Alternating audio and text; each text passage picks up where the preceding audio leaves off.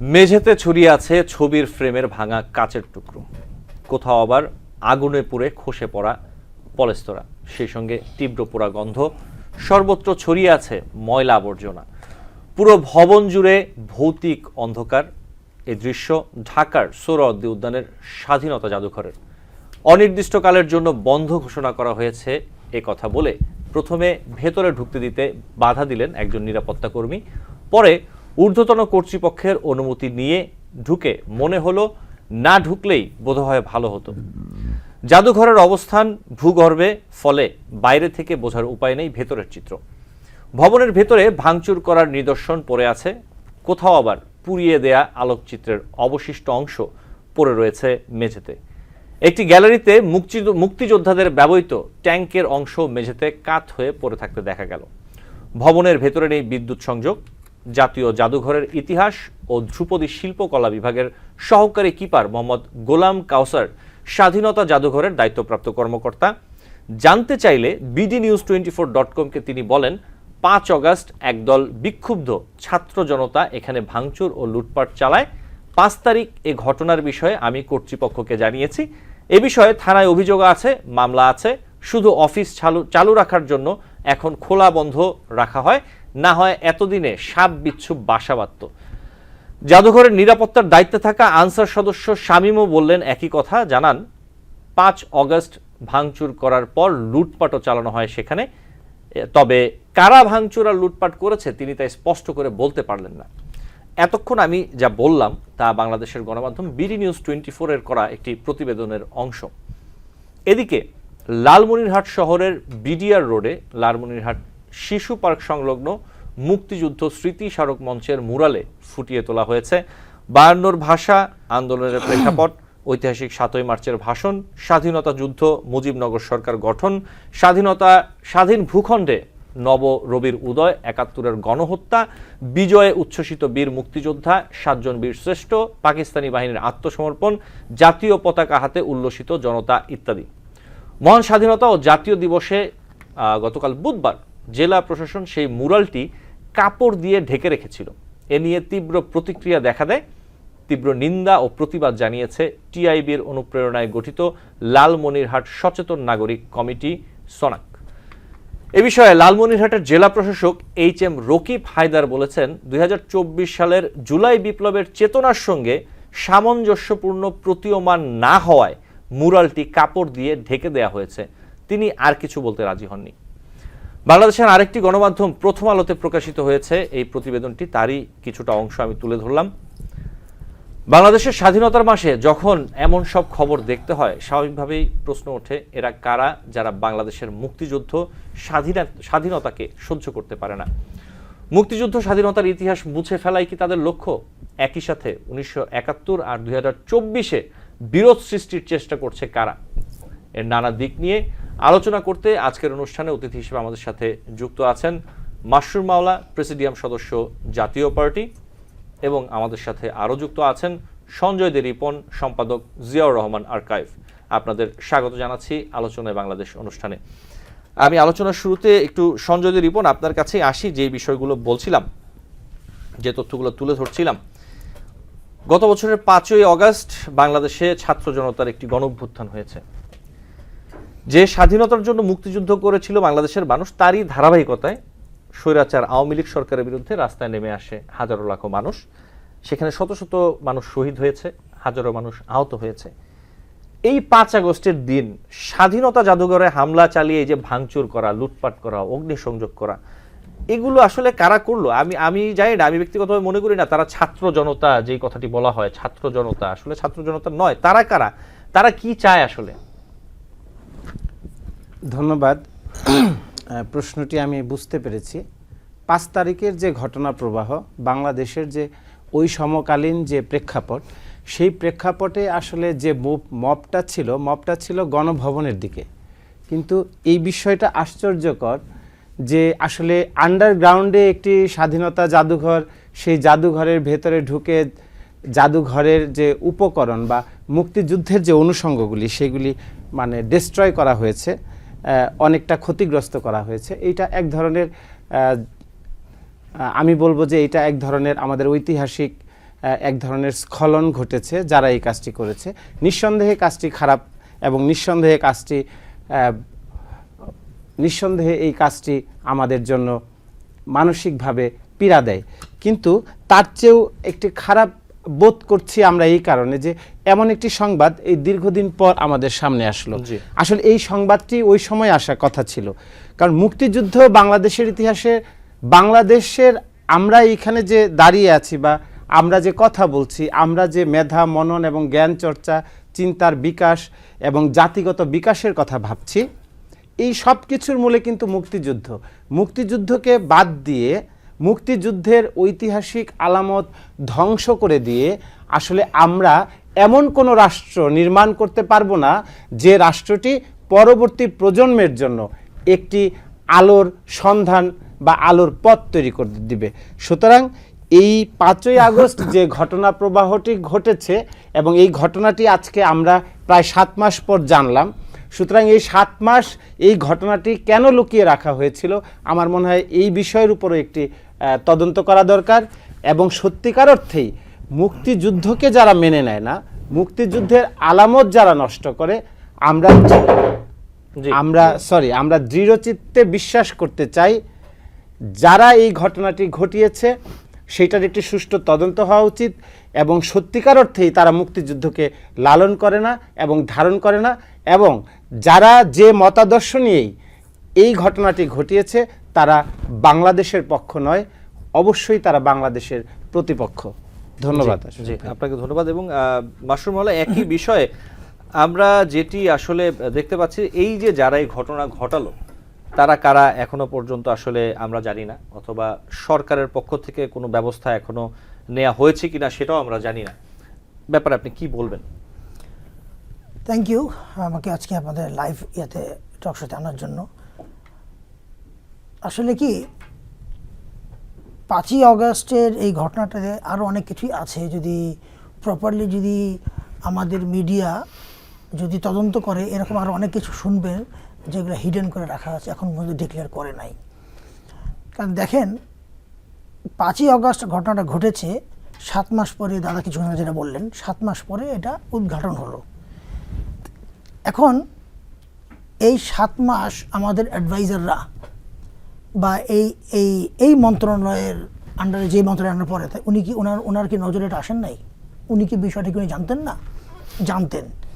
তার মানে এখানে আমি যদি এইভাবে যদি জিনিসটা দেখি যে তার মানে তারা স্বাধীনতাটাকে তারা অস্বীকার করতে যাচ্ছে না। কিন্তু জানতেন যদি হয়, এই যে ভাঙচুর লুটপাট যেগুলো হলো, এটি মেরামতের ব্যাপারে অথবা সংস্কারের ব্যাপারে যে বিষয়গুলো রয়েছে, এই বিষয়ে কিন্তু আমরা মুক্তিযুদ্ধ বিষয়ক মন্ত্রণালয় বা সংস্কৃতি বিষয়ক মন্ত্রণালয় তাদের পক্ষ থেকেও তেমন কিছু এখনো পর্যন্ত শুনতে পাইনি। জি, দেখেন, যেহেতু এটাকে অস্বীকার করতে চাচ্ছে এই স্বাধীনতাটাকে, কারণ অস্বীকার যদি না করতো তাহলে কেন ওনারা, ঠিক আছে হাইড করে রেখেছে, ওনারা কিন্তু নিজেরাও কিন্তু এটাকে সংস্কার করতে পারতেন, সংস্কার কেন করলেন না? তাদের কেউ কেউ বলছেন যেটি নিয়ে কাজ চলছে, কতটুকু ক্ষতি হয়েছে সেটি আসলে পর্যালোচনা করে দেখা হচ্ছে এবং এগুলা আসলে হচ্ছে কি, দেখেন আমাদের অ্যাডভাইজাররা যাদেরকে এই বিভিন্ন মন্ত্রণালয় দিয়েছে, আসলে তাদেরকে দোষ দেওয়ার লাভ নাই। ওনারা আসলে এগুলি সম্বন্ধে বা এগুলি ব্যাপারে ওনাদের কোনোদিন মানে এর আগেও পূর্বেও ওনাদের কোনো এগুলো নিয়ে কোনো আইডিয়া আছে কি না ওনারা, বিকজ ওনারা যেসব ফিল্ড থেকে আসছেন আমি যেটা দেখছি, এনারা কেউই কিন্তু অভিজ্ঞ না এবং কেউ দায়িত্ব নিতে চায় না। কারণ তাদের ভিতরেও কিন্তু একটা মাইন্ড সেট আপ আছে যে আমরা 3 মাস আছে, 6 মাসে, 7 মাস আছে, না হয় কিছুদিন পরে ইলেকশন হবে, আমাদের চলে যেতে হবে। এই জন্য দায়িত্ব এড়াতে চাচ্ছে, দায়িত্ব এড়িয়ে যেতে চাচ্ছে, সো দ্যাট নেক্সট যে ইলেকটেড গভর্নমেন্ট আসবে তার কান্দে যেটা পড়ে। এই জন্যই কিন্তু এরা একে দিকে নাক গলাতে যাচ্ছে না, আমি যেটা মনে করি। এখন কথা হলো কি, ল অ্যান্ড অর্ডার এতই দুর্বল হয়ে পড়েছে, তো ওইখানে এত বড় ঘটনা ঘটলো, এটা তো আমার মনে হয় বেশি, এটা তো আমার সচিবালয়ের কাছাকাছি মনে হয় পড়েছে এটা জিনিসটা, সচিবালয়ের পাশের গলিতেই মনে হয় এটা, ঢাকা বিশ্ববিদ্যালয়ের ওইটা এত সিকিউর একটা এলাকা, সেখানে এত ধরনের ঘটনা ঘটলো, ওখানকার অরিজিনাল যারা জেনুইন যারা ছাত্র তাদেরও কি নজরে পড়লো না? আসলে এখানে একটা জিনিস আছে, এই যে ছাত্রদের নামে যেটা বলা হচ্ছে মব, দাদাও কিছু বললেন, ছাত্রদের নামে যারা মব হিসেবে যেটা বলা হচ্ছে, আসলে আমি মনে করি জানেন ছাত্রদেরকে আসলে লেবেলিং করা হচ্ছে, ব্র্যান্ডেড করা হচ্ছে যে ছাত্ররা আসলে খারাপ, ছাত্ররা দুষ্কৃতী, আর না হলে ছাত্ররা কেন মুখ খুলছে না, ছাত্ররা কেন এটার প্রতিবাদ করছে না, যে যেখানে ঘটনা ঘটছে সেখানেই ছাত্রের নামটা কেন আসে? ছাত্র নাম থেকে আসার কথা না, কারণ অ্যাকচুয়াল ছাত্র যারা, তাদের সময় কোথায়? এখনো এই 7 মাস ধরে ছাত্ররা রাস্তায় নেমে যাচ্ছে, 7 মাস ধরে তারা রাস্তায় তারা গন্ডগোল করছে, কথায় কথায় তারা এরে নামা ওরে হটাও, তাহলে এরা কি আসলেই ছাত্র? এখানে একটা বড় একটা কোয়েশ্চেন আছে, ছাত্র কিনা। ছাত্র যদি হয়ে থাকে তাহলে এদের আইডি কার্ডটাকে দেখানো উচিত, এদের পরিচয়টা জানা উচিত, এরা কোন জায়গা থেকে আসছে। কারণ এগুলা আসলে মেনে নেওয়া যায় না, কারণ ছাত্রদেরকে ব্র্যান্ডিং করা হচ্ছে আর ছাত্র চুপ করে বসে আছে কেন? Thank you. জি, আপনাকে ধন্যবাদ সঞ্জয় রিপন। আমি আপনার কাছে আরেকটি ঘটনা নিয়ে একটু আসি। যেমনটা বলছিলাম যে লালমনিরহাটের জেলা প্রশাসক HM রকিব হায়দার, তিনি বাংলাদেশের একটি গণমাধ্যমকে বলেছেন যে 2024 সালের জুলাই বিপ্লবের চেতনার সঙ্গে সামঞ্জস্যপূর্ণ প্রতীয়মান না হওয়ায় মুরালটি কাপড় দিয়ে ঢেকে দেওয়া হয়েছে, এবং তিনি এরপরে আর কিছু বলতে রাজি হননি। জুলাই বিপ্লবের চেতনার সঙ্গে মুক্তিযুদ্ধের যে স্মৃতি স্মারক মঞ্চের মুরাল, এর আসলে বিরোধটা কোথায়? আসলে জুলাই 2024-এর যে চেতনা, সেই চেতনা এমন কোনো চেতনা নয় যে চেতনাটি মুক্তিযুদ্ধের চেতনাকে ম্লান করে দিয়ে 24-এর চেতনাকে এস্টাবলিশড করতে হবে। 24-এর চেতনাকে নতুনভাবে এস্টাবলিশড করা এবং সেইটা একটা মুরাল ঢেকে দেওয়া, এটা জঘন্যতম একটি কাজ হয়েছে, এবং আমি মনে করব রাষ্ট্রের এমন একটি গুরুত্বপূর্ণ দায়িত্ব থেকে এই কাজটি তিনি করতে পারেন না। কারণ প্রথমত দেখতে হবে সেই মুরালে আমাদের রাষ্ট্রের ইতিহাসের বিপরীতে, রাষ্ট্রের ইতিহাস ধারণ করে না, রাষ্ট্রের মেধা মনন ধারণ করে না, রাষ্ট্রের সংস্কৃতি চর্চাকে বাধাগ্রস্ত করে, এরকম যদি কোনো এলিমেন্ট থেকে থাকে একটা মুরালের মধ্যে, এরকম কোনো মোটিভ যদি থেকে থাকে, তাহলে সেই মুরালটি কাপড় দিয়ে ঢেকে দেওয়া যেতে পারে। আরেকটা বিষয় আমরা খেয়াল করতে পারি, যেমন একটু আগে যে বিষয়টা আমরা নিয়ে কথা বললাম যে স্বাধীনতা জাদুঘর, স্বাধীনতা জাদুঘরের যে বিষয়টি সম্পর্কে আমি যতটুকু সামনে থেকে দেখেছি, যে এখানে কিছু ঐতিহাসিক এলিমেন্টসের কিছু নৈকট্য যেমন আছে, আবার কিছু এলিমেন্ট এখানে উদ্দেশ্য প্রণোদিতভাবে বাদ দিয়ে দেওয়া হয়েছে। যেমন এইখানে স্বাধীনতা সংগ্রামের অন্যতম অংশীদার এবং সম্মুখ সমরে যুদ্ধ করা স্বাধীনতার ঘোষক শহীদ প্রেসিডেন্ট জিয়াউর রহমানের কোনো মোটিভ, কোনো প্রতিকৃতি এই হিস্টোরিক্যাল ক্রনোলজির মধ্যে তারা সংযুক্ত করেননি। কিন্তু তার মানে এই না যে এই ফলকগুলো সব ভেঙে দিতে হবে। আমাদের যে কাজটি করতে হবে, যদি তারা সত্যিকারের সংস্কার এবং ইতিহাস এবং সংস্কৃতির বিকাশের যে একমাত্র অনুষঙ্গ শিল্পকলা, সেই শিল্পকলার তারা যদি সুবিন্যস্তভাবে সুন্দরভাবে এটার বিকাশ যদি তারা চাইতেন, তাহলে এইখানে যে সংস্কারটি দরকার সেটা হচ্ছে এইখানে ইতিহাসের সততার যে অংশগুলি বাদ পড়ে গেছে সেইগুলিকে সংযুক্ত করা, এবং এই উপাদানগুলিকে কিভাবে সংযুক্ত করা যায়, আবার কোন কোন শিল্পীদেরকে এর সাথে যুক্ত করা যায়, এবং কোন কোন মুক্তিযোদ্ধা, যে এখানে আওয়ামীপন্থী বিবেচনায় মুক্তিযুদ্ধ জাদুঘর করা হয়েছে নাকি সামগ্রিক মুক্তিযুদ্ধের যে চেতনা সেই বিবেচনায় এই জাদুঘরটি করা হয়েছে। তো যদি সামগ্রিক মুক্তিযুদ্ধের চেতনাকে লালন করে এই জাদুঘর করা হয়ে থাকে এবং সেইখানে মুক্তিযোদ্ধাদের কোনো এলিমেন্টস থাকে, সেটা যারাই নষ্ট করেছে সেটা একটা ঐতিহাসিক অপরাধ। এই অপরাধের বিচার আমরা চাই।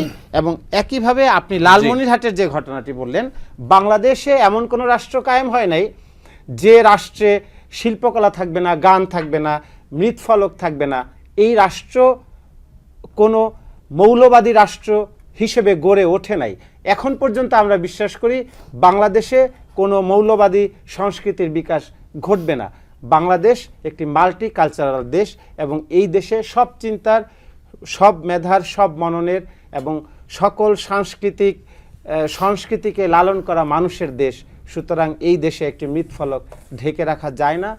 এইটার আমরা তীব্র প্রতিবাদ করি, এবং এইটা আসলে দেখতে হবে যে এইটার পেছনে কোনো প্রণোদনা রয়েছে কিনা এবং এইটার পেছনে কোনো উস্কানি রয়েছে কিনা। যেহেতু বাংলাদেশের রাজনৈতিক প্রেক্ষাপট একটি সংকটকালীন সময়ের মধ্যে দিয়ে যাচ্ছে, যারা রাষ্ট্র পরিচালনা করছে তারা অতটা সুদৃঢ়ভাবে সিদ্ধান্ত নেওয়া এবং মৌলিক সংস্কারগুলি যেহেতু তারা করতে পারছেন না, সুতরাং রাষ্ট্রকে একটি রাজনৈতিক সংকট তৈরি করে দিতে পারে। এইটা কিন্তু দুইটা বিষয় খুবই স্পর্শকাতর, একটি হচ্ছে ধর্ম এবং আরেকটি হচ্ছে সংস্কৃতি। জি, আমি আবার আসবো সঞ্জয় রিপন আপনার কাছে নিশ্চয়ই। মাশরুর মাওলা, আপনার কাছে আসি। এই যে যেমনটি বলছিলেন সঞ্জয় রিপন, যেই যদি আমি এভাবেই বলি যে অতি উৎসাহী যেই লোকগুলো অথবা যারা এই কাজগুলো করছেন, তারা কি আসলে বুঝতে পারেন, কোনো উপলব্ধি আছে আসলে তারা কি করছেন? তারা যে স্বাধীন ভূখণ্ডে বাংলাদেশকে প্রশ্নবিদ্ধ করছেন, নাকি তারা বুঝে এই কাজটা করছেন যে আমি বুঝি বিষয়টা, এই জন্য আমি এই কাজটা করব, ইচ্ছা করেই করছেন? শুনেন, কিছু আছে হুজুগে বাঙালি, আমরা কিন্তু হুজুগে বাঙালি।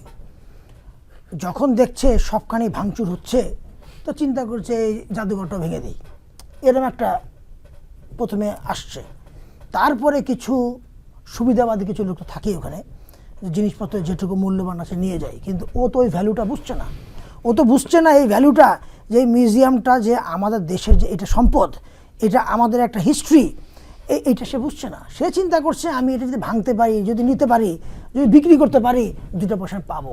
কারণ এগুলা বিষয়টা কি এতটাই সহজ যে যদি ভেঙে এখান থেকে কিছু নিতে পারি, বিক্রি করতে পারি, এই কারণেই কি আসলে যারা ভাঙচুর করেছে তা করেছে, নাকি এর পিছনে অন্য কোনো আদর্শিক অথবা মতাদর্শের বিষয় এখানে রয়েছে? ওই যে বললাম, এখানে কয়েক ধরনের আছে গ্রুপ। একটা হলো ছাত্র চোর যেগুলো আছে, ভাঙচুর করে কিছু নিয়ে যাওয়া যায় কিনা কিছু। আর যারা এটা প্রথম ইনিশিয়েটিভ নিয়েছে ভাঙার জন্য, ওদের কথাই হলো যে তার মানে ওদের ধারণা হলো সব কিছুর সঙ্গে শেখ মুজিবের ইনভলভ আছে, তো তাহলে এগুলা ভেঙে ফেলে দিই। সেটি একটি বিষয়, সেটি একটি দৃষ্টিকোণ হতে পারে। আরেকটি বিষয় যেটি যে ভাস্কর্য না মূর্তি অথবা এই যে কিছু বিষয় রয়েছে, এই ধরনের মানসিকতা এর পেছনে আসলে কাজ করেছে কিনা কারো কারো মধ্যে, আপনি মনে করেন কিনা? দেখেন, ভাস্কর্য ওই যে কথা একটাই দাঁড়ালো, চিন্তা করে যে ভাস্কর্য মানে তো শেখ মুজিব, তো ভাস্কর্যগুলো ভেঙে ফেলা হোক, শেখ মুজিবের কোনো চিহ্ন রাখবো না। এখন কথা হলো কি, যে আমরা তো কোনোটাই আমরা আসলে নিজের হাতে আইন নিতে পারি না। যেমন দেখেন, এরশাদ সাহেব যখন ক্ষমতা ছিলেন, জাতীয় পার্টি যখন নামে, আপনার মনে আছে কি না, মহাখালী রেল গেটের ওখানে একটা ছিল এরশাদ গেট ছিল, ওটা কিন্তু ভ্যানিশ করে দিয়েছে। কেন ভ্যানিশ করলাম জানি না, বিকজ উনি যে রাস্তাটা বানিয়েছিলেন এরশাদ গেট থেকে, এরশাদ গেট হচ্ছে কিনা ওই যে আইসিডিডিআর পাশ দিয়ে রাস্তাটা গেছে কাঁচা বাজারের ভিতর দিয়ে, যেটা অল থ্রু গেছে আপনার ওই টিবি হসপিটাল থেকে শুরু করে গুলশান 1 নম্বর পর্যন্ত ভিতর দিয়ে রাস্তাটা গেছে। উনি কিন্তু এটা একটা ডোবা ছিল, খুব খারাপ একটা জায়গা ছিল, নর্দমা একটা জায়গা ছিল, সেটাকে উনি ক্লিন করে রাস্তা বের করে মানুষজনের বসবাস করার মতন একটা অবস্থা করে দিলেন। কিন্তু পরে সরকার এসে কী করলেন, মুছে দিলেন। কী করলেন, মহাখালী গেট। যেমন উনি এরশাদ আর্মি স্টেডিয়াম করেছিলেন, এখন শুধু আর্মি স্টেডিয়াম। তো এগুলো আসলে কি আমাদের বাঙালি, আমাদের পলিটিশিয়ানদের ভিতরে হচ্ছে কি মেন্টালিটি এত ন্যারো, এত ছোট, যে যখন ক্ষমতা, শুনেন, কেউ যদি অন্যায় করে থাকে তার তো বিচার হবে, সেটা ডিফারেন্ট জিনিস। কিন্তু তার আমলে যেগুলা ভালো কাজ সে করে গেছে সেগুলোকে কেন নষ্ট করব? আমাদের টেন্ডেন্সি হলো যে সরকার চলে যায় তার কোনো চিহ্ন রাখবো না, এই একটা আমাদের একটা বাজে একটা চিন্তা ভাবনা আমাদের ভিতরে। যেই সরকারি আসুক, যেই সরকারি যাক, তারা যেই সরকারে থাকাকালীন সময় প্রত্যেক সরকারি ভালো মন্দ কাজ করে, তারা যেই কাজ করেন সেগুলো ভিন্ন বিষয়। মুক্তিযুদ্ধ কোনো রাজনৈতিক দলের নয়, কোনো ব্যক্তির নয়, মুক্তিযুদ্ধ স্বাধীনতা বাংলাদেশের। সেই জায়গায় যদি স্বাধীনতা জাদুঘরে যারা হাত দিল, এই বিষয়টির সাথে আসলে আমি জানি না, আমি ব্যক্তিগতভাবে মনে করি যে বাকি বিষয় কোনো কিছুর মিল আছে এখানে। সঞ্জয় দে যেগুলো বলছিলেন যে হ্যাঁ এখানে আরও কিছু বিষয় যুক্ত হতে পারে, ইতিহাস আরও ভালোভাবে উপস্থাপন করা হতে পারে, সেগুলো হতেই পারে, সেটা ঠিক আছে। সেটা হয়তোবা যেই রাজনৈতিক দল বিগত সময় ক্ষমতা ছিল তারা তাদের দৃষ্টিভঙ্গির থেকে তারা সেটিকে সেভাবে গুছিয়েছে। অবশ্যই সেই জায়গায় আরও বেশি হয়তোবা সংযুক্তির প্রয়োজন আছে, সেটা বিবেচনার বিষয়। কিন্তু সেখানে যাই থাকুক, সেটা তো স্বাধীনতা জাদুঘর। স্বাধীনতা জাদুঘরে কেন একটি অভ্যুত্থান কেন হচ্ছে? একটি সরকারের বিরুদ্ধে জনরোষের কারণেই তো সেই অভ্যুত্থানটা হয়েছে। তাহলে আমি স্বাধীনতার জন্যই অভ্যুত্থান করছি, আমি সেই স্বাধীনতা, বাংলাদেশের 1971-এর সেই স্বাধীনতা যেই জন্য স্বাধীনতা জাদুঘর, সেটাই ভাঙচুর করছি। আমার প্রশ্নটা এই জায়গায়, তারা কারা? শুনেন, এখানে তো তৃতীয় শক্তি তো একটা আছেই। আমাদের ছাত্রদেরকে বলেন, ছাত্র নামধারী যারা আছে, এদেরকে তো একটা মহল তো এদের উস্কিয়েছে যে শেখ হাসিনা যখন চলে গেছে, শেখ হাসিনার কোনো রেকর্ড আমরা রাখবো না, গেল। আর মুক্তিযুদ্ধের যে কথাটা বলছেন, একটা মানুষের ভিতরে কিন্তু এই ধরেন কিছু রাজনৈতিক দলের ভিতরে কিন্তু মাথার ভিতরে কিন্তু ঢুকে আছে যে স্বাধীনতা হয়েছে, শেখ মুজিবের নাম কোথাও থাকবে না। এখন মুক্তিযুদ্ধ, এই যে আপনাদের বলছেন মুক্তিযুদ্ধ জাদুঘরটা কেন ভাঙবে, ও চিন্তা করেছে এটাকে ভেঙে হিস্ট্রিটাকে শেষ করে দেবো। হিস্ট্রি শেষ করে দেওয়া মানে কি? তার মানে হলো যে আমি ইন্ডিপেন্ডেন্সটাকে আমি অস্বীকার করছি, এটি হলো মূল কারণ। ইন্ডিপেন্ডেন্স তার মানে তারা চায়নি বাংলাদেশের স্বাধীনতা কোনো দিন।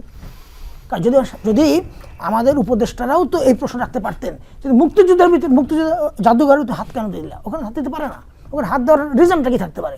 তার মানে অস্বীকার করছে, ইন্ডিপেন্ডেন্স তারা চাচ্ছে না।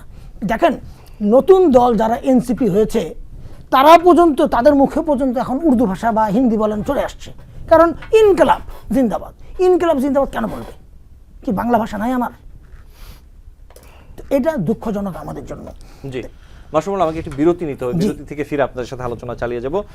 দর্শক, আলোচনায় বাংলাদেশ অনুষ্ঠান নিচ্ছি ছোট্ট একটি বিরতির সাথে থাকবেন। TBN 24 টেলিভিশন দেখতে আজই কল করুন 7187776556। লগ ইন করুন www.totalcablebd.com। দর্শক, আলোচনায় বাংলাদেশ অনুষ্ঠানে আপনাদের আবারও স্বাগত জানাচ্ছি। আমাদের সাথে আছেন দুজন অতিথি, জনাব মাসুম মাওলা এবং সঞ্জয় দে রিপন। আমরা আলোচনায় চলে যাব। আমি একটু আলোচনায় আসি, সঞ্জয় দে রিপন আপনার কাছে আসি আবার যে বিষয়টি নিয়ে একটু তুলে ধরি আমি, হ্যাঁ ছোট্ট করে। বাংলাদেশ কমিউনিস্ট পার্টির সাধারণ সম্পাদক রুহিন হোসেন প্রিন্স বলেছেন যে 5 আগস্টের পর একটি গোষ্ঠী 1947 থেকে 2024 একটি বয়ান তৈরি করে মুক্তিযুদ্ধকে নাই করে দিতে চেয়েছে, কিন্তু বাংলাদেশের মানুষ এই বয়ান গ্রহণ করে নাই। ব্যর্থ হয়ে এখন তারা আগ্রাসীভাবে সিলেটে শহীদ মিনার বন্ধ করা, মুক্তিযোদ্ধাদের সম্মান না করা, জয় বাংলা বললে হামলা করা, এসব করছে। এবং এই বিষয়ে বীর মুক্তিযোদ্ধা ও বিএনপি চেয়ারপারসন উপদেষ্টা অ্যাডভোকেট ফজলুর রহমান বলেছেন ওরা প্রতারক, ওদের ইতিহাসের মুখোমুখি দাঁড়াতে হবে। এখন বিষয়টি হচ্ছে তাদের তো আইনের মুখোমুখি করা হচ্ছে না, তারা তো আইনের মুখোমুখি হচ্ছেন না, বিচারের মুখোমুখি হচ্ছেন না। কেন হচ্ছেন না? কিভাবে তারা আসলে এই মুক্তভাবে ঘুরে বেড়াচ্ছেন? আপনি কি বলবেন? ধন্যবাদ আশফাক ভাই। এই বিষয়ে আমি যে কথাটি বলতে চাই যে 5ই আগস্টের পরে এই অন্তর্বর্তীকালীন সরকার গঠিত হবার পর অন্তর্বর্তীকালীন সরকারের সাথে যারা সংযুক্ত তারা যেভাবে এই ক্ষমতা দিয়ে, অন্তর্বর্তীকালীন ক্ষমতা দিয়ে রাষ্ট্র সংস্কারের কথা বলে তারা যে কাজগুলি করছেন, এই কাজগুলি আসলে দৃশ্যত রাষ্ট্রের পরিবর্তনে কোনো ভূমিকা রাখছে বলে ব্যক্তিগতভাবে আমিও মনে করতে পারছি না। কারণ 5ই আগস্টের পরে দৃশ্যমান কোনো সংস্কার, যে মৌলিক যে সংস্কার, সেই সংস্কারগুলি কিন্তু তারা এখনো করতে পারেননি। প্রথমত দেখেন যে 5ই আগস্টের জুলাই বিপ্লবের যে গণ অভ্যুত্থান এবং সেইখানে রাষ্ট্র দ্বারা, ফ্যাসিবাদী রাষ্ট্র দ্বারা যে সাধারণ ছাত্র শ্রমিক জনতার উপরে যে নির্বিচারে গুলিবর্ষণ করা হয়েছে, যেভাবে রাষ্ট্র সরাসরি হত্যার সাথে সংযুক্ত, সেই বিচার কাজ কিন্তু দৃশ্যমান কোনো পরিপূর্ণ রূপ আমরা এখন পর্যন্ত দেখতে পাই না।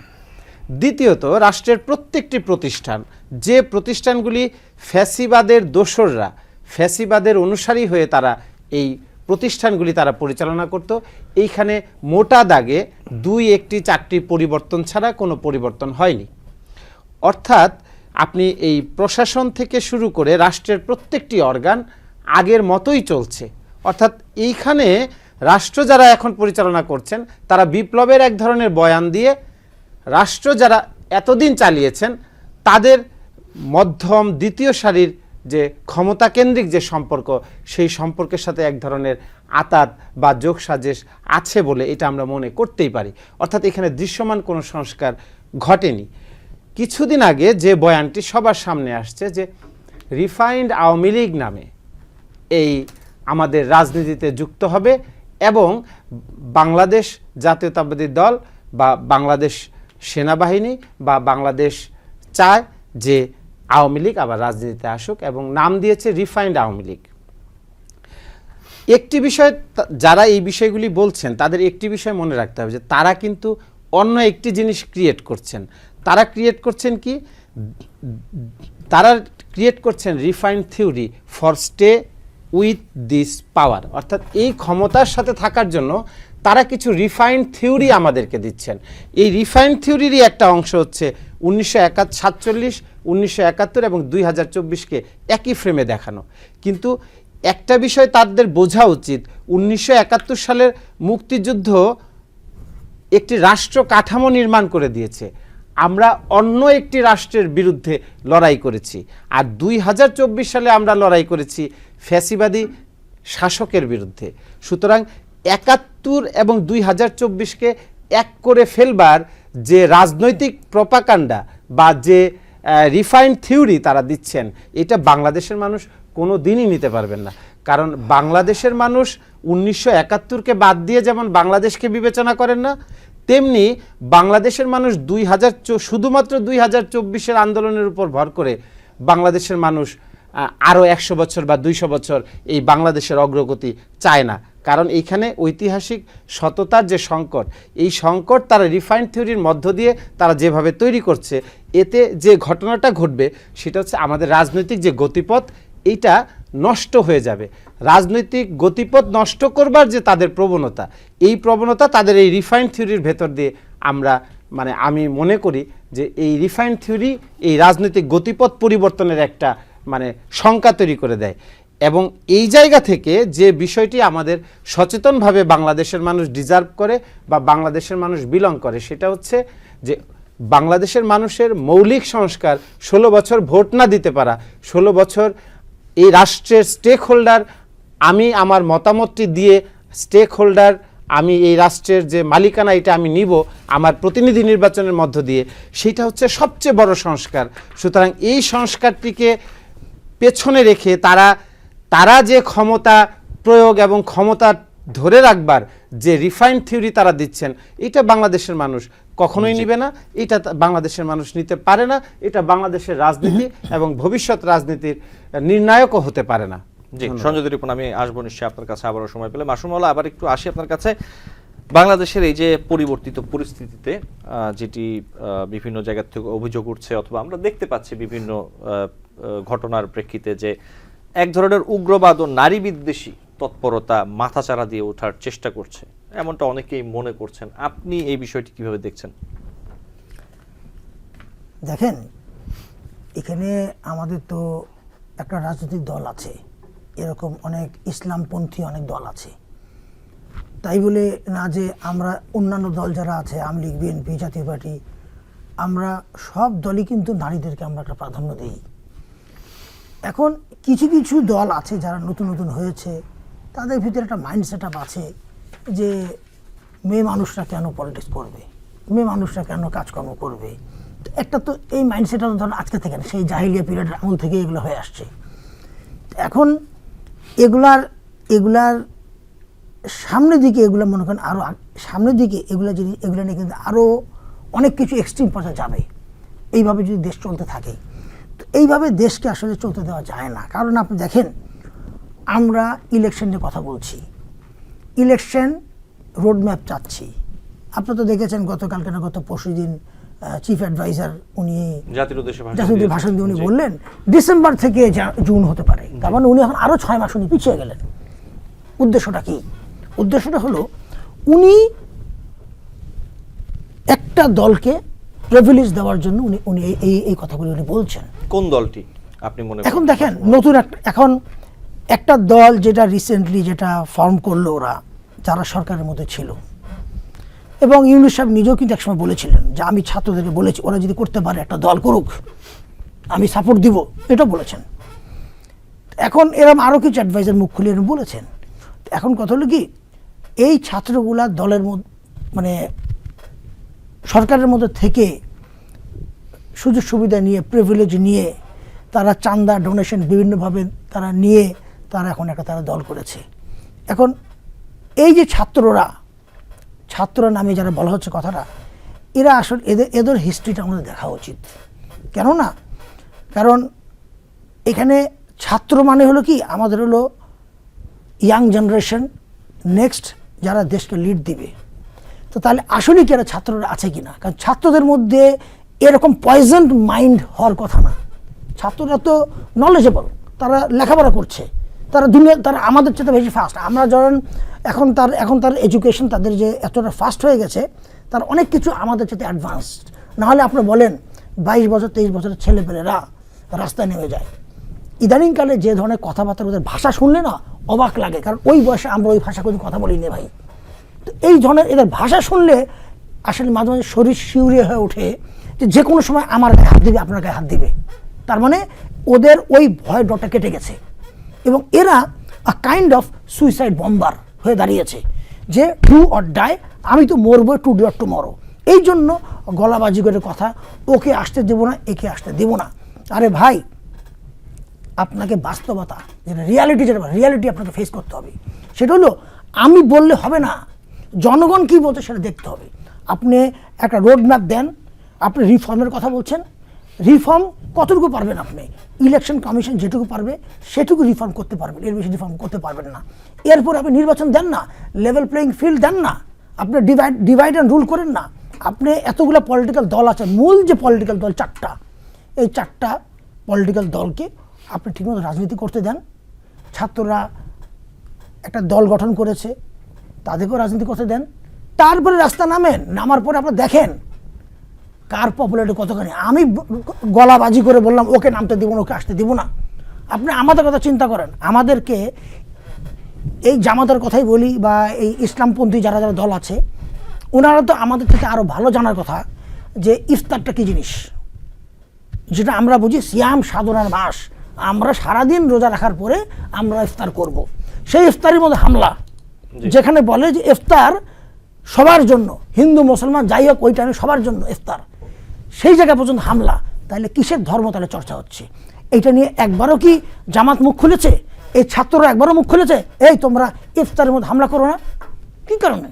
একটা রাজনৈতিক দল সে তার কর্মী নিয়ে সে ইফতার করতেই পারে।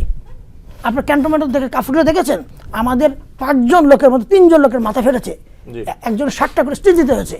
তো তাহলে দেশটা আমরা কোন জায়গায় বর্বর জাতি হিসেবে আমরা নিয়ে যাচ্ছি, জাহিলিয়ার দিকে দেশটা নিয়ে যাচ্ছি।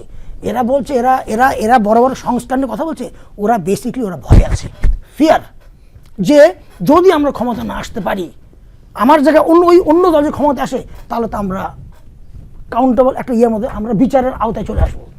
এই ভয় যদি থাকে তাহলে বাবা, তোমরা যখন প্রথম রেভলিউশন করে যখন দেশটাকে যখন তোমরা নেতৃত্ব, তোমাদের কথা, তোমাদের ইচ্ছা মতনই তোমরা কমিটি করেছো, সরকার করেছো, অ্যাডভাইজার বানিয়েছো, তাহলে তোমরা এত লোভ লালসার কেন আসলো? তুমি যদি এতই বলতে চাও তোমরা সুফি, তোমার ফেরেশতা, তোমার ইনোসেন্ট বাচ্চা, তোমাদের পকেটে বলে টাকা থাকে না বলে খাবার, বাসে করে যাও, ওই ক্যান্টিনে গিয়ে নাকি বাকি খেয়েছো, এইসব রেকর্ড শুনেছি। তোমরা কেউ জমিদারের সন্তান না, আমরা জানি। তোমরা মধ্যবিত্তের সন্তানের ছেলে। তাহলে এত টাকা করছে তোমাদের এত লোভ লালসা কেন তোমাদের আসলো? তোমরা অ্যাডভাইজার হচ্ছে একটা সরকারের ভিতরে থাকো না, অ্যাডভাইজার থেকে তুমি ট্রান্সপারেন্ট ক্লিনভাবে তুমি চালাও না। এত লোভ লালসা কেন তোমাদের আসলো? কেন তোমাকে দল ফর্ম করতে হবে করে এসে দুর্নীতি, যত রকমের অকাম কুকাম এবং কোনো কিছু বাকি নাই। সময় কম, আমি একটু ভিন্ন প্রসঙ্গ একটু তুলি, যেটি হচ্ছে জামায়াতে ইসলামের সাবেক আমির প্রয়াত গোলাম আজমের ছেলে সাবেক ব্রিগেডিয়ার জেনারেল আব্দুল্লাহিল আমান আজমি, তিনি ফেসবুকে একটি পোস্ট করেছেন, সেখানে বড় একটি পোস্ট করেছেন, একটি অংশ আমি একটু তুলে ধরছি। চীনের কাছ থেকে সামরিক সহযোগিতা নিয়ে উত্তর পূর্বের ভারতীয় দখলকৃত অংশ মুক্ত করবই, এমনটা তিনি লিখেছেন এবং এছাড়া অনেক কিছু লিখেছেন, আমি তার একটি অংশ বললাম। এই যে তার বক্তব্য, এটি বাংলাদেশের জন্য, রাষ্ট্র হিসেবে বাংলাদেশের জন্য আসলে কি বার্তা দেয়? আসলে দেখেন, এগুলো সবই তো আমরা শুনছি, পেপারে আসছে, মিডিয়ায় আসছে। একটা ভারত হলো আমাদের একটা নেইবার কান্ট্রি, অনেক বড় নেইবার কান্ট্রি। বাংলাদেশের চতুর্দিকে হলো ভারত, খালি একদিকে মিয়ানমার আছে। এখন এই ধরনের নিউজ যদি এসে থাকে, আমি মনে করব যে এটা আমাদের ইন্টারন্যাশনাল কোর্ট আছে, আমাদের জাতিসংঘ আছে, আমাদের ল্যান্ড ডিসপিউট আসলে প্রত্যেক দেশেই আছে কম বেশি, স্পেশালি এশিয়ার ভিতরে ল্যান্ড ডিসপিউটটা বেশি। আপনারা তো কয়েকদিন আগে শুনলেন ট্রাম্প পর্যন্ত এখন প্যানামা ক্যানাল নিয়ে এখন কথা বলছে। তার মানে সব দেশেই ল্যান্ড ডিসপিউট আছে। কিন্তু এইভাবে ওপেনলি বলা যে চায়নার কাছ থেকে অস্ত্র নিয়ে আমরা দখল নেব, এগুলো আসলে একটা ইম্যাচিওর টাইপ কথাবার্তা। কারণ আমরা করব, ইন্ডিয়া চুপ করে বসে দেখবে, আর কতটা সত্য কতটা মিথ্যা এগুলোর জন্য আইন আছে, কোর্ট আছে, আদালত আছে, সেই হতে যাবে। এইভাবে এগুলা করা মানে কি জানেন, দেশটাকে অস্থিতিশীলের দিকে নেওয়া। এটা আসলে মূল কারণ না। মূল কারণ হলো যত আমি আনস্টেবল করে রাখবো দেশটাকে, ততই নির্বাচনের দিকে মানুষ পিছাবে, এবার নির্বাচন নিয়ে কথা বলবে না। এইটাকে আনস্টেবল করার জন্য দেশটাকে এই ধরনের একটা মানে এর মধ্যে রাখতে চাচ্ছে, যেন সবাই খালি চিন্তা করে খালি ওই আঙ্গুল তুলে দেখাচ্ছে ভারত, আঙ্গুল তুলে ভারত। আরে বাবা, ভারত ছাড়া তো আমাদের আরও অন্যান্য প্রবলেমও আছে। আজকে দেশ স্বাধীন হয়েছে 54 বছর, এখন পর্যন্ত আমরা স্বাধীনতা নিয়ে কথা বলি, আমরা পার্লামেন্টে গেলে স্বাধীনতা নিয়ে কথা বলি, কে কারে মারলো কে কারে কাটলো, এখন মতো প্রোডাক্টিভ কোনো কিছু আমরা শুনি না। সো এখন ইলেকশন যদি হয় কি হবে, এই আমাদের ভিতরে এই পুরনো চেহারাই আবার আসবে, যতই রিফর্ম বলেন না কেন। জি মাসুম মাওলা, আমি শেষের দিকে আছি আমরা অনুষ্ঠানে, আমি একটু সংযোজন আপনার কাছে আসি। আমরা আসলে মূলত আজকে অনুষ্ঠানটি যে বিষয়টি নিয়ে আলোচনা করছিলাম, স্বাধীনতা এবং মুক্তিযুদ্ধ এবং স্বাধীনতা জাদুঘর ভাঙচুর এবং যে পরিস্থিতি, একটি ঘটনা আমি একটু তুলে ধরি। 1971 সালের 25 মার্চ রাজারবাগে প্রথম যে প্রতিরোধ, তা সেখানে যে অংশ নিয়েছিলেন, সেখানে পুলিশের অবসরপ্রাপ্ত হাবিলদার বীর মুক্তিযোদ্ধা আবু শামা স্বাধীনতা দিবসের অভিজ্ঞতা জানাতে গিয়ে ডয়েচে ভেলেকে বলেছেন যে এখন আমি আমার গ্রামের বাড়ি কুলিয়ারচরে থাকি, উপজেলা প্রশাসন স্বাধীনতা দিবসে আমাদের মুক্তিযুদ্ধের কথা বলতে দেয় না, তারা ভয় পায়। তারা বলে যা বলার আমরাই বলবো, আপনাদের কিছুই বলার দরকার নাই। এবং ওই প্রতিবেদনে যেভাবে উল্লেখ আছে, হতাশা জড়ানো কণ্ঠে তিনি আরও বলেন, মুক্তিযুদ্ধের চেয়ে স্বাধীনতার চেয়ে বড় কিছু হতে পারে না, কিন্তু এখন দেখছি 2024-এর গণঅভ্যুত্থানকে বড় করে দেখানোর অপচেষ্টা হচ্ছে। যারা এটা করে তারা স্বাধীনতা বিরোধী। আমরা জয় বাংলা স্লোগান দিয়ে মুক্তিযুদ্ধ করেছি, জয় বাংলা বলা কোনো অপরাধ নয়। এবং তিনি আরও বেশ কিছু কথা বলেছেন। কিন্তু প্রশ্নটা হচ্ছে যে মুক্তিযুদ্ধ নিয়ে কথা বলতে ভয় পেতে হবে বাংলাদেশে, এই ব্যাপারটা আপনি কিভাবে দেখেন? তাও একজন অবসরপ্রাপ্ত পুলিশ অফিসার যিনি প্রথম প্রতিরোধে ছিলেন 25শে মার্চ রাজারবাগে। ধন্যবাদ আপনাকে। ওভারঅল বিষয়গুলি নিয়ে আমি যে কথাগুলি বলতে চাই, যে উনার এই বয়ানটাও এক ধরনের রাজনৈতিক বয়ান। দীর্ঘ 16 বছরে বাংলাদেশের মুক্তিযুদ্ধের চেতনাটাকে একটি রাজনৈতিক দলের চেতনায় রূপান্তরিত করা হয়েছিল, যে কারণে মুক্তিযুদ্ধর যে চেতনা, এই চেতনাটা একটা ভিন্ন আঙ্গিকে বাংলাদেশের মানুষের কাছে এস্টাবলিশড করা হয়েছিল। এবং এই মুক্তিযুদ্ধের চেতনা একটি নির্দিষ্ট দলের কওলা করা সম্পত্তি হিসেবে তারা তৈরি করেছিল। তাদের ন্যারেটিভটাই ছিল মুক্তিযুদ্ধ মানে ফ্যাসিবাদী শেখ হাসিনা। কিন্তু সত্যিকার অর্থে মুক্তিযুদ্ধের যে চেতনা, সেই চেতনার যে ইমপ্লিমেন্টেশন, সেটা এই 16 বছরে হয়নি। আমাদের সেই জায়গাটায় যেতে হবে, মুক্তিযুদ্ধের চেতনার জায়গাটাতে আমাদের অবশ্যই ফিরতে হবে। এবং 71 সালের যে সমতা, ন্যায্যতা এবং মানুষের অধিকার আদায়ের অধিকার প্রতিষ্ঠা করবার যে সমাজ বা যে রাষ্ট্র আমরা চেয়েছিলাম, সেই রাষ্ট্র আমাদেরকে নির্মাণ করতে হবে। সেই রাষ্ট্র নির্মাণ করতে গেলে প্রথম যে বাধাটা, অবশ্যই সেই রাষ্ট্র হতে হবে অসাম্প্রদায়িক, অবশ্যই সেই রাষ্ট্র হতে হবে উদার এবং মানবিক সমাজ প্রতিষ্ঠার লড়াই। এই 71-এর যে বাংলাদেশ, সেই বাংলাদেশে অবশ্যই অসাম্প্রদায়িক চিন্তার বিকাশ ঘটতে হবে। আমাদের বাংলাদেশের যে শিল্প সংস্কৃতির যে ধারাবাহিক যে সংস্কার, সেই সংস্কারও আমাদের এই মুহূর্তে প্রয়োজন। এবং আপনি যে এই যে নারীদের পোশাক নিয়ে যে হঠাৎ করে ব্যাপারগুলি আমাদের সমাজে ব্যাপকভাবে, এবং ধর্ষণ, এই নারীদের পোশাক নিয়ে যে নানান ঘটনা ঘটছে এবং নারীদের উপর এক ধরনের আক্রমণ আসছে, আমাদেরকে এইটা বুঝতে হবে যে এই ঘটনাগুলি কখন ঘটে। বাংলাদেশে একটা বিরাট রাজনৈতিক যে সংকট, সেই সংকটটি ব্যাপকভাবে আমাদের সমাজে এখন রয়েছে, রাষ্ট্রে রয়েছে, শেষ করতে হবে। আচ্ছা, আমি এক কথায় বলতে চাই, নারীদের পোশাক, আমাদের মায়ের জাত, তারা যে পোশাক পরবে সেটা তাদের সংস্কৃতিকে ধারণ করে পরবে, নিজের চিন্তাকে লালন করে পরবে। সুতরাং কে কোন পোশাক পরবে এটা তার স্বাধীনতা, সে কিভাবে চলবে, কিভাবে কথা বলবে, এটা তার স্বাধীনতা, এটা তার উপর ছেড়ে দিতে হবে। এবং অবশ্যই বাংলাদেশের মানুষের আত্মার যে আকাঙ্ক্ষা, তার অধিকারের যে আকাঙ্ক্ষা, তার ভোট দেবার যে অধিকার, এই অধিকারে বাংলাদেশের মানুষকে ফিরিয়ে নিতে হবে। এবং বাংলাদেশে প্রথম মৌলিক সংস্কার হচ্ছে নির্বাচনে ফিরতে হবে। একই সাথে ফ্যাসিবাদের যারা দোসর, এই 16 বছর এই রাষ্ট্রটাকে যারা রাষ্ট্র হিসেবে কায়েম করতে ব্যর্থ হয়েছে, তাদেরকে বিচারের আওতায় আনতে হবে। এবং এই জুলাই গণ অভ্যুত্থানে যারা শহীদ হয়েছে, তাদের পরিবারের পাশে সকলকে দাঁড়াতে হবে। জি, আপনাকে অনেক ধন্যবাদ সঞ্জয় রিপন। আমাদের সময় শেষ। মাসুম মাওলা, আপনাকে আন্তরিকভাবে ধন্যবাদ জানাচ্ছি আজকে সময় দেওয়ার জন্য। দর্শক, আলোচনায় বাংলাদেশ অনুষ্ঠানে আজ এই পর্যন্তই। পরবর্তী অনুষ্ঠান দেখার আমন্ত্রণ জানিয়ে বিদায় নিচ্ছি।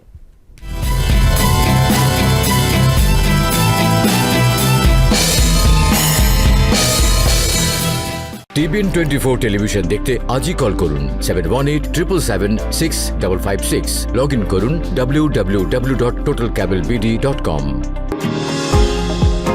নিউ ইয়র্ক থেকে সম্প্রচারিত টিভিএন 24 টেলিভিশন বিশ্বজুড়ে বাঙালির কণ্ঠস্বর।